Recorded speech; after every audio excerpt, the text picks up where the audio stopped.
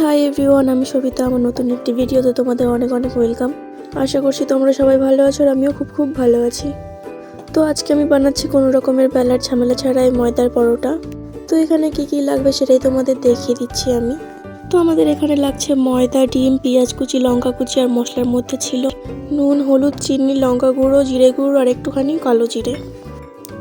তো আমি এখানে সমস্ত উপকরণগুলো নিয়ে মিশিয়ে নিচ্ছি।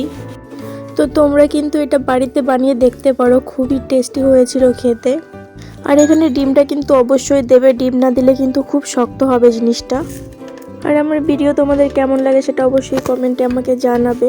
আর আমার ভিডিওটা যদি তোমাদের ভালো লেগে থাকে লাইক, কমেন্ট, শেয়ার আর সাবস্ক্রাইব করে দিও।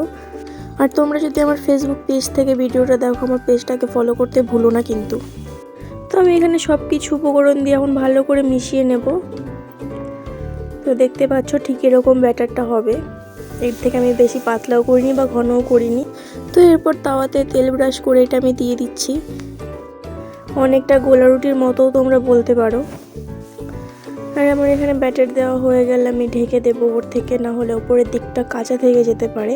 তো তোমরা চাইলে ব্রেকফাস্টেও খেতে পারো বা বাচ্চাদের টিফিনেও দিতে পারো। তেলের ব্যবহার কিন্তু এখানে খুবই কম, তাই বাচ্চারা খেলে অসুবিধা হবে না। আর তোমরা চাইলে এটা সস দিয়েও খেতে পারো বা খালিও খেতে পারো, তাও খারাপ লাগবে না। তো দেখতে পাচ্ছ কতটা নরম হয়েছে, আমার তো বেশ ভালোই লেগেছিল খেতে।